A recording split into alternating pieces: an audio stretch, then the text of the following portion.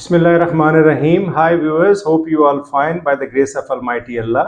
मैं आज आपके लिए लेके आया हूँ from zero to hero in English की फोर्थ एपिसोड। और हम बात कर रहे थे स्टेट ऑफ बीइंग के अंदर। मुझे बहुत सारी मैसेजेस मिले और फ़ोन कॉल्स आई व्यूअर्स की तरफ से कि ये एक बड़ी अच्छी सीरीज़ आपने स्टार्ट की है जिसमें ऐसे बच्चे जिनकी स्टडीज़ में गैप है और वो इंग्लिश को बेसिक लेवल पे सीखना चाहते हैं, उनके लिए एक बहुत बड़ा ये प्लेटफॉर्म है और वो इससे बहुत फ़ायदा उठा रहे हैं और उनको काफ़ी इसमें फ़ायदा हो रहा है।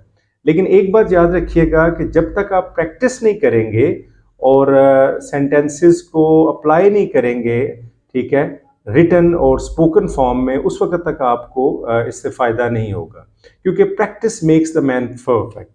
तो मेरा शुरू से आपको एक ही मशवरा है कि प्रैक्टिस प्रैक्टिस प्रैक्टिस। ये आप फार्मूला याद रखें और आप जल्दी से इंशाल्लाह ताला ज़ीरो से हीरो तक का जो सफ़र है वो तय कर लेंगे। तो हम बात कर रहे थे स्टेट ऑफ बीइंग की, तो आज हम नेगेटिव सेंटेंसेस को यूटिलाइज करेंगे।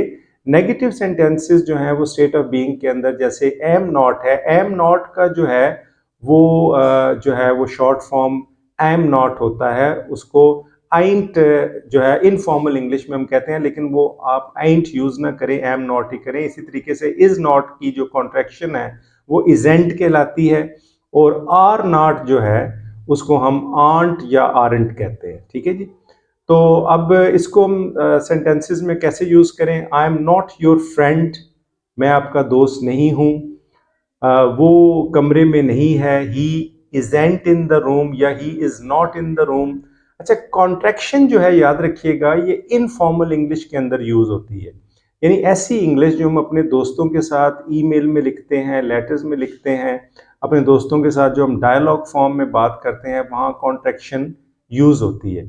और अगर हम कोई एकेडमिकली कोई चीज़ लिख रहे हैं या एकेडमिकली हम कोई इंग्लिश बोल रहे हैं, तो उसके लिए हम कॉन्ट्रैक्शन का यूज़ नहीं करेंगे। उसके लिए हम जो है वो फुल एम नॉट और आर नॉट लिखेंगे जब हम एकेडमिकली इसको देख रहे हैं। लेकिन अगर हम इसको इनफॉर्मल तरीके से बोल रहे हैं तो हम इसको कॉन्ट्रैक्शन को यूज़ कर सकते हैं। तो इसमें आप सेंटेंसेस बना सकते हैं कि आपकी बेटी पार्क में नहीं है, your daughter isn't in the park.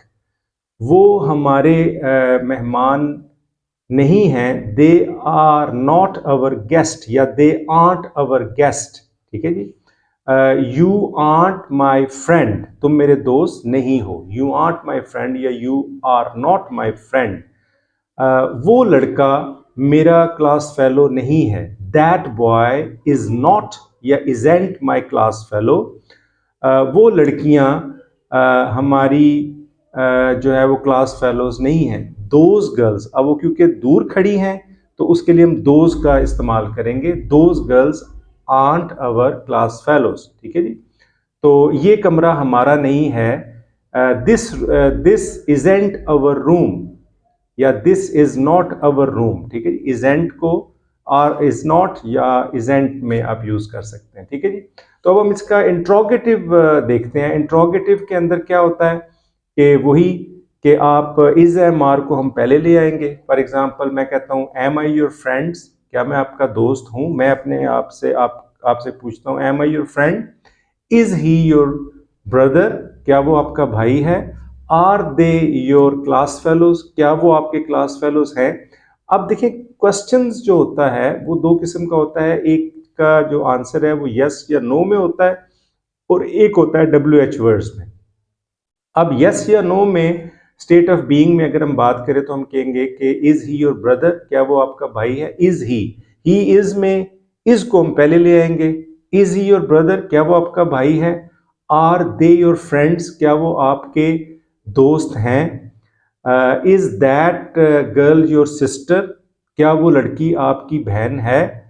Are they your neighbours, क्या वो आपके नेबर्स हैं? आर दीज योर बुक्स, क्या ये आपकी किताबें हैं? ठीक है जी। तो ये इंट्रोगेटिव में आगे आप इसका आंसर जो है वो यस या नो में देते हैं। अच्छा, याद रखिएगा जब आप आंसर यस या नो में देंगे तो इसका शॉर्ट आंसर देंगे। फॉर एग्जाम्पल मैं आपसे पूछता हूँ इज ही योर ब्रदर, क्या वो आपका भाई है? तो आपका आंसर होना चाहिए यस ही इज। अब इसको हमने फुल आंसर में नहीं यूज करना, yes he is my brother, no, you have to give the short answers. Is he your brother? Yes he is. Are they your friends? Yes they are these your cassettes? Yes these are. ठीक है, और इसको अगर हमने negative answer देना है तो for example मैं कहता हूं is he your brother? No I am afraid he isn't.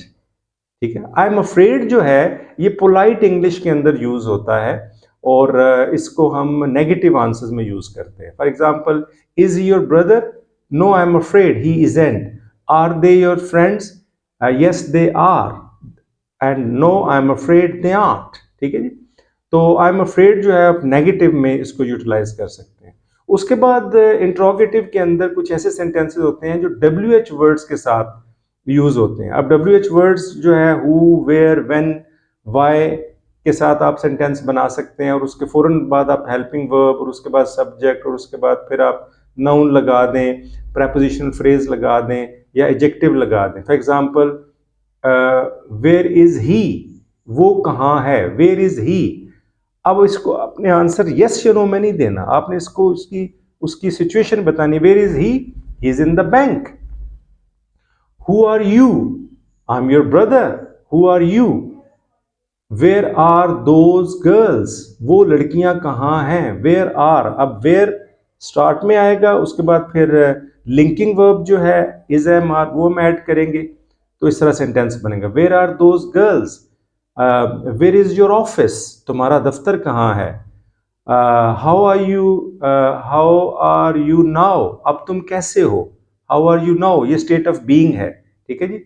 And where are my books? मेरी किताबें कहाँ हैं? Where are my books. ठीक है जी, तो इसको आप WH वर्ड्स के अंदर आंसर को टेकअप कर सकते हैं। ठीक है जी, तो अपना बहुत ख्याल रखिएगा और इन सेंटेंसेस को मैं बार बार कहता हूं कि आप अपनी प्रैक्टिस का हिस्सा बनाएं। तो स्टेट ऑफ बीइंग को हमने आज WH वर्ड्स के साथ भी टेकअप किया है। उम्मीद है कि आप प्रैक्टिस करेंगे। अपना बहुत ख्याल रखिएगा। All the best. Thank you very much.